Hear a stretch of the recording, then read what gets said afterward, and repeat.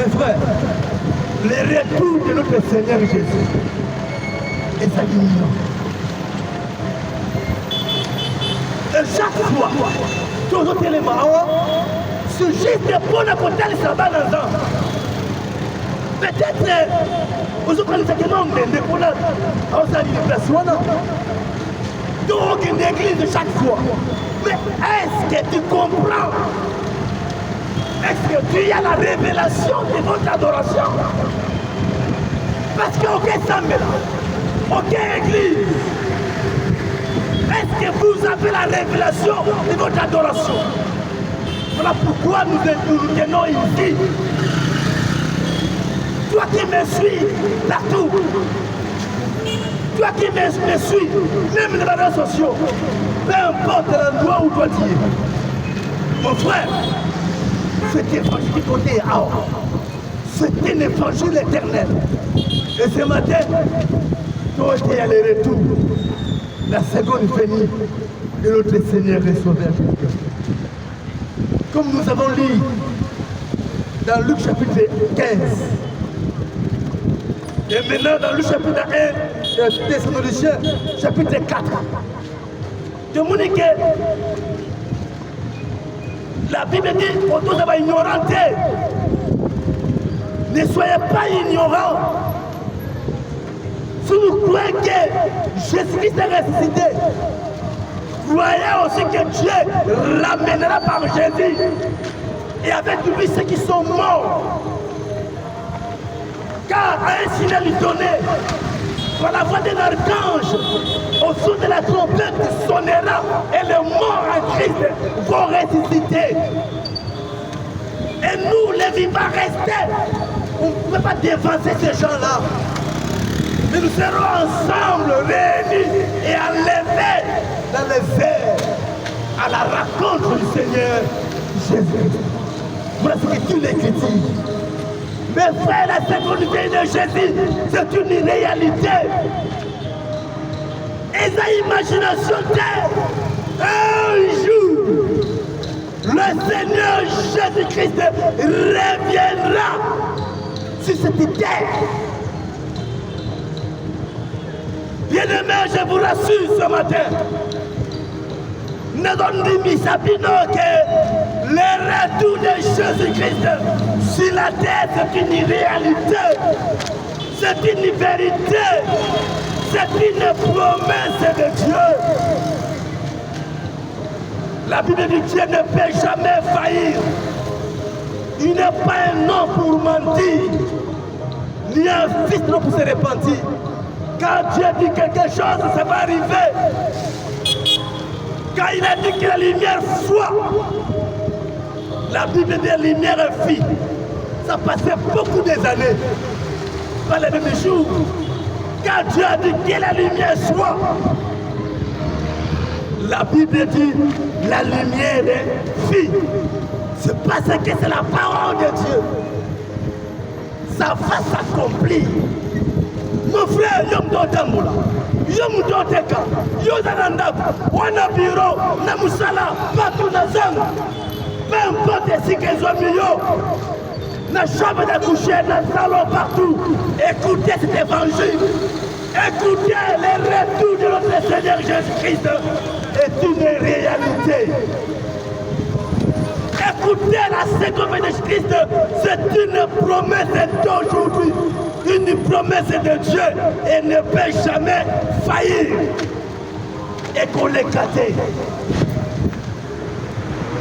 Le Seigneur Jésus reviendra et il va rétablir un royaume. La Bible dit qu'il n'y aura ni deuil, ni maladie, ni chagrin, ni pleurs, rien ne sera là dans ce royaume. Voyez bien, mais vous allez oh maladie, oh passi, oh nzala, chômage, oh bafulu, oh bakuluna, kuna bakozala te, kuna bakozala te, oh barwandais bakozala te. Là, c'est les chrétiens qui seront là. Ce n'est pas des Rwandais, oui. Rwandais nés du Saint-Esprit, bakozala. comme les Congolais, pardon, c'était comme ça. Les Français, les Allemands, toutes les nations, nés du Saint-Esprit, nés pour ça, dans ces royaumes, où la justice va régner. Mes frères, toi qui m'écoutes ce matin, peu importe ce que soit mieux, écoutez cet évangile. La seconde venue du Seigneur Jésus-Christ. Et ça, c'est une réalité. Jésus reviendra sur cette terre. Les retours physiques, comme les apôtres, ils étaient là, Jésus montait au ciel. Les deux anges vêtus de blanc sont apparus aux apôtres. Pourquoi? Acte chapitre 1er 11.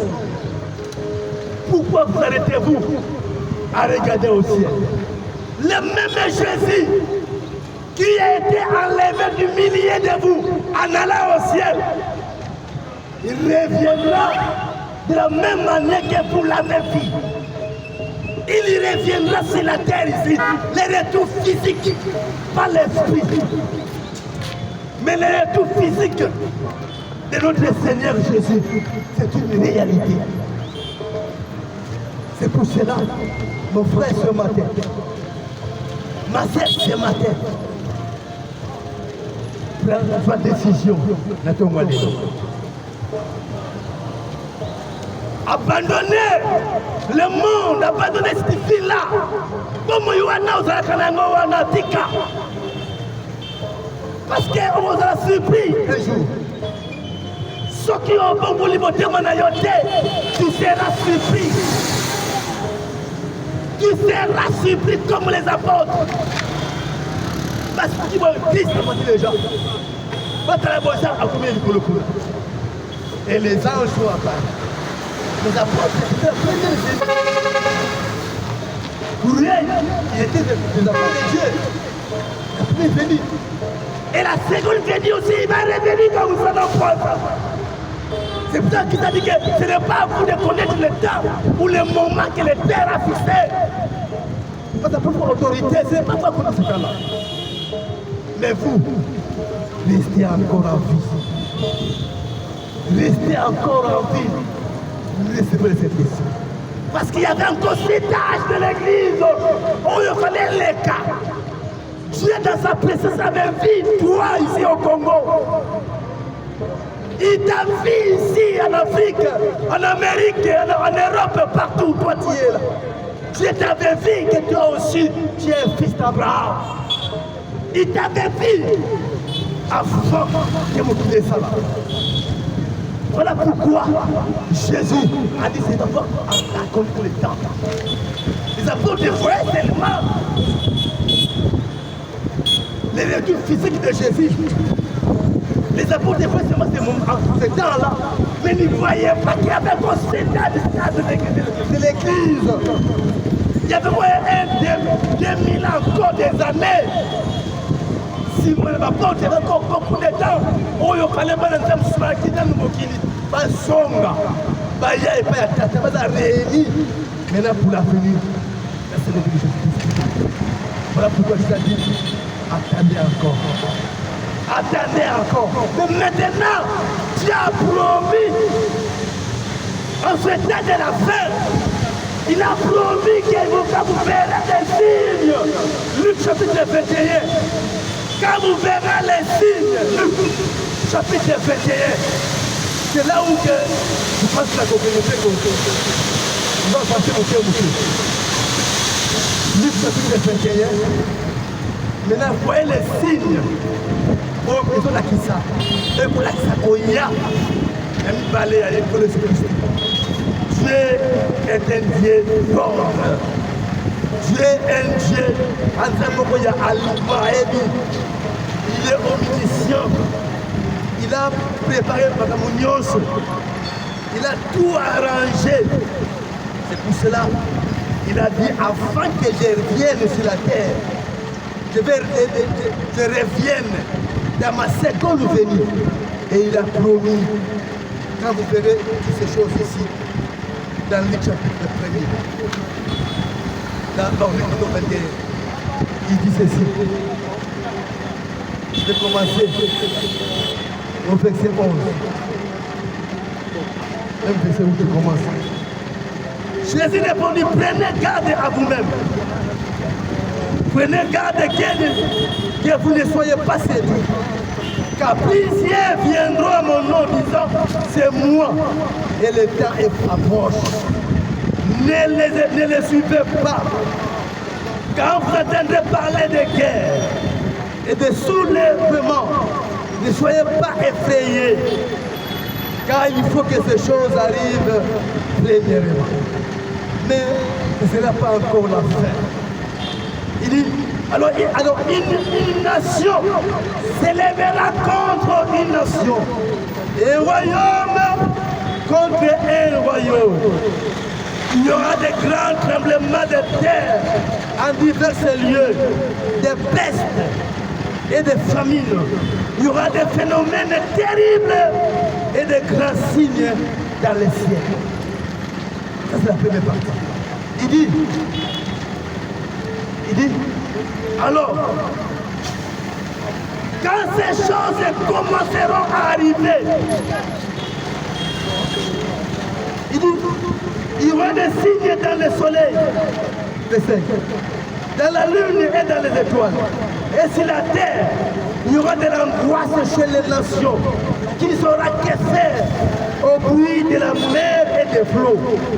Les hommes rendront l'âme terrée dans la tente de ce qui viendra pour la terre. Car les puissances de Dieu seront ébranlées. Alors on verra le Fils de l'homme venant sur les nuées avec puissance et une grande gloire. Quand ces choses commenceront à arriver, redressez-vous et levez vos têtes, parce que votre délivrance approche. Il dit, je vous le dis en vérité, cette génération ne passera point que tout cela n'arrive. Le ciel et la terre passeront, mais les paroles ne passeront point. Prenez garde à vous-même.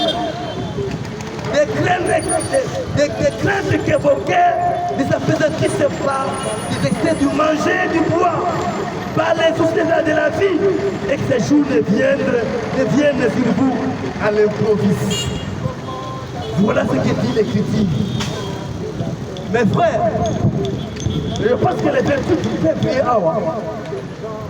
On a vu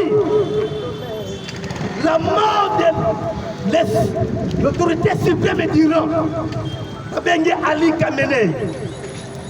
C'est l'autorité suprême, donc le chef suprême de l'Iran. Oh, l'Iran, c'est l'ennemi juré d'Israël. Iran a sa ennemi juré Yabana Juif. Ennemi Yabana Israël, c'est l'Iran.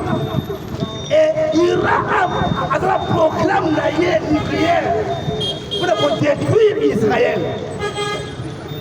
Donc Iran a son plan, il va détruire d'abord Israël. Mais qu'est-ce que Dieu a fait? Dieu a suscité quelqu'un pour détruire le guide suprême. Le guide suprême de l'Iran est mort le 28 février 2026. Ce n'est pas un hasard. C'est comme au temps de Mardochée, au temps de la reine Esther. Il y avait un homme du nom Aman. Aman voulait détruire la race juive. Aman, après le roi Assyrus. Aman a été un privilégié, donc quelqu'un qui va jouir une faveur du roi. Et tout ce que Aman disait au roi, le roi exécutait ça. Et Aman a conçu un plan dans sa tête. Aman a conçu dans la Bible de Esther, reine Esther, vous allez voir ça. Il a conçu un plan pour détruire Israël. Oh, les enfants d'Israël, c'est un peuple que Dieu a choisi. C'est un peuple que Dieu lui-même s'est choisi pour porter son nom. Il a dit à Abraham, ton peuple séjournera dans un pays étranger. Mais malheur à ces pays-là. Oui. Donc Israël, c'est un peuple de Dieu. Il a mis les frontières à part. Ils avaient un véritable Dieu, pas d'Israël. Et maintenant, Aman voulait détruire pas d'Israël. Qu'est-ce que Dieu a fait? Dieu a suscité un Mardoché. Il dit Esther, mais qui t'attend au haut, comme la reine. Au comme tu as la couronne, au comme il a la trône. Tu pries à roi. Et nous avons des gens qui ne pas faire pour te yopper, ou lever ton peuple, ou intervenir parce que Aman n'a pas sali pour la Sinaï. Si tu dors comme ça, si tu restes comme ça, tu vas la détruire et toi aussi, tu vas épargner. Tu vas aussi mourir.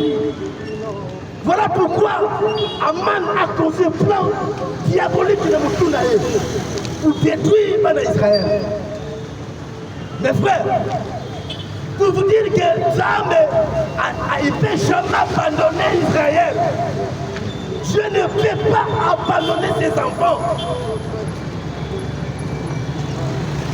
Quand Dieu t'appelle, quand Dieu t'a choisi, toi un enfant de Dieu, il ne peut pas t'abandonner. À côté de jamais banayer, il ne peut pas. Peu importe les épreuves, peu importe le jour la mer, peu importe les moments difficiles, Dieu ne peut pas abandonner Israël. Dieu n'abandonnera jamais Israël. Et dans Galate, elle veut dire que nous sommes Israël dans les cieux. Galate, nous qui avons accepté Jésus-Christ, nous avons la même foi qu'Abraham. Par la foi par Abraham, nous sommes Israélites. Parce qu'il n'y a ni juif, ni romain, ni grec dans le Seigneur Jésus-Christ. Nous sommes tous en Christ. Quand il reçoit Christ dans votre vie, comme ton sauveur personnel, tu deviens un fils d'Abraham, comme Israélite, un juif, dans le corps mystique de Jésus. Et Dieu ne peut pas t'abandonner. Il ne peut pas te laisser. Quand tu crois à la parole, quand tu acceptes la parole de Dieu dans ton cœur, quand tu acceptes Christ dans ton cœur, automatiquement, tu deviens enfant de Dieu. Automatiquement, tu deviens fils d'Abraham par la foi en Jésus-Christ. Et tu es un peuple mis sa part, acquis par son sang, né de son esprit. Tu es rempli, tu es baptisé d'esprit. Tu es un fils de Dieu. Tu deviens un citoyen, un concitoyen du ciel. Tu es en route vers la gloire. Tu as un royaume que Dieu t'a préparé pour entrer dans ce royaume-là. Voilà pourquoi ce matin, je t'invite de proclamer l'évangile, le message de la fin. C'est la seconde venue de Jésus-Christ. Prépare-toi. Jésus va revenir. Voilà pourquoi Aman a fait ce plan-là dans son cœur pour dire à détruire Israël. Et Dieu a tourné face. Esther commençait à prier dans Bardoché. Frère, la prière change de circonstances. La prière change tout. Dieu a dit au roi Ézéchias, prépare ta maison. Demain, tu vas mourir. Si ton lit où tu es accouché, au Kitaté, tu vas mourir. C'était l'insulte de l'Éternel. Esaïe, avec l'insulte de l'Éternel, a dit toi, roi Ézéchias, au Kitaté, tu vas mourir de tes maladies. Et c'était l'insulte de l'Éternel. Les rois, les prophètes, nakata cour ya roi, na lupango ya mokonzi ya bima. Awa bima nakata cour. Lupango ya roi, lupango munene peut-être 1 kilomètre. Nous c'est court ya roi. Et azobima aotambola. Le prophète avant comme la soupe la porte des sorties. Dieu lui dit, hé mon prophète, rentre. Il dit rentre chez Esaïe. Rentre chez Esaïe. Il va. Rentre chez Esaïe. C'est mon roi. Dis-lui, tu n'y mourras plus. J'ai encore 15 ans de plus. Donc la prière change de choses. Pourquoi? Parce que le roi Ézéchias a quitté le Colombo. Alors Dieu, c'est vrai que je n'en coupe pas. Mais Kanissa pour la taille. Kanissa, pense à moi. Pense seulement à moi. Peut-être que c'est un peu, donc maintenant quelque part. Et ça n'a encore quelque part à vivre. Il s'est répandu. Le roi s'est répandu. Et la Bible dit, Dieu a ajouté, voilà la prière, ce que fait la prière. La prière change de circonstances. Ainsi Esther et Mardoché ont réuni tous les Juifs. Ils disent jeûnez pendant 3 jours et 3 nuits. Ne mangez pas, ne buvez pas. Jeûnons. Pour que moi je vais entrer chez le roi. Esther a dit, bien qu'il y ait une interdiction, il y a une loi dans notre royaume. Tu ne peux pas paraître devant le roi sans son appel. Sans qu'il soit invité chez le roi. Quand tu apparais chez le roi sans son invitation, conséquence ou sentence c'est la mort.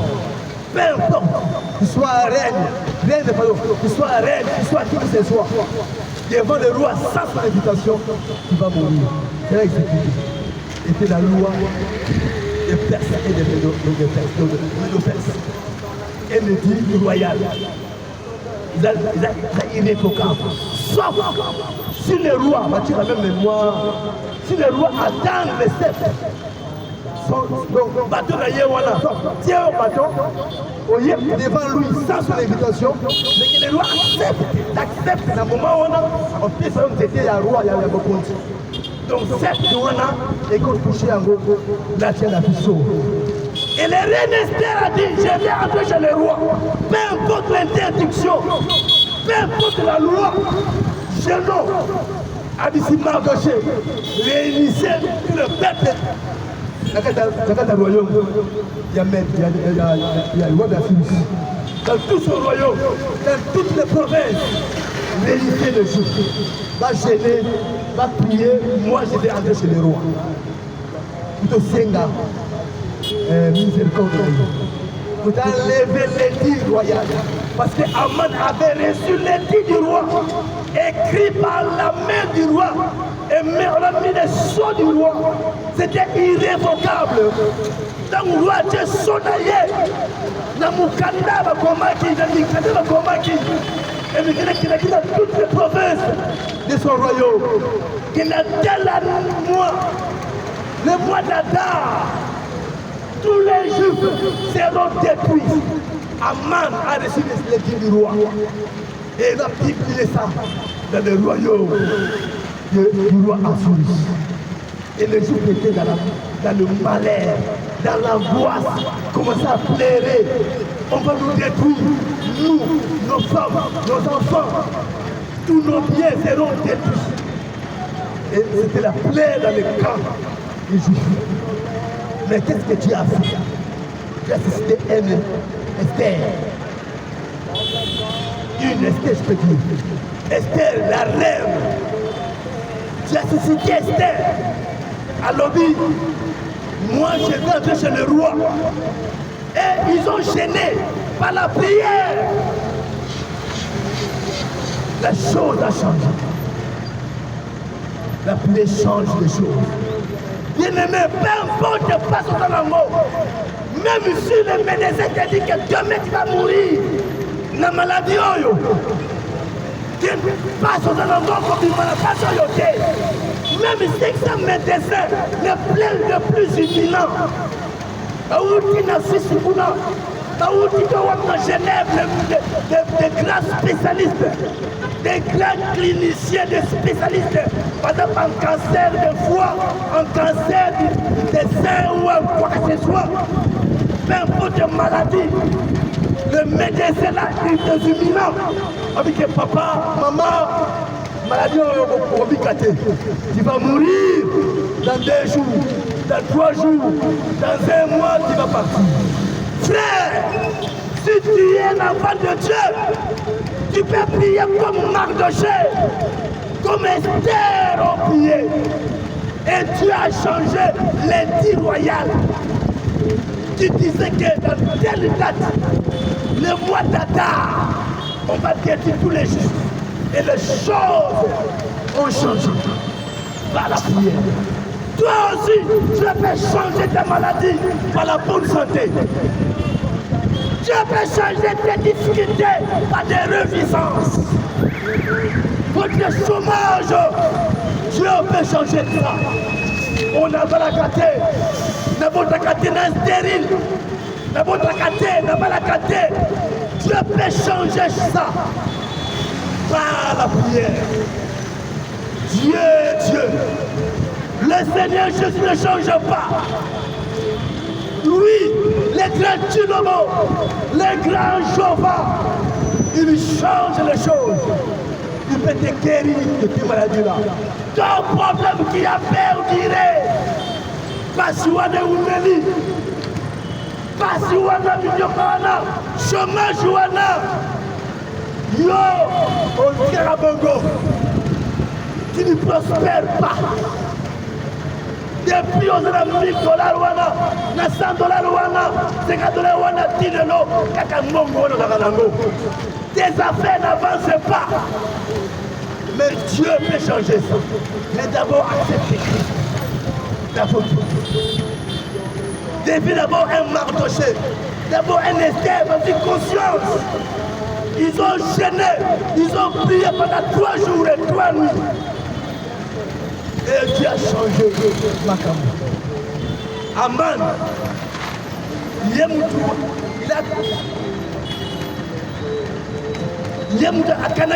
Israël. Il a conspiré contre les enfants d'Israël. Mais Dieu a détruit Aman. Yé, là-bas, là, yé. Là-bas, nous allons contre les enfants d'Israël. C'est décidé aujourd'hui aussi, dans Luc 21. Dieu dit aussi, il faut que quand vous verrez les signes, préparez-vous.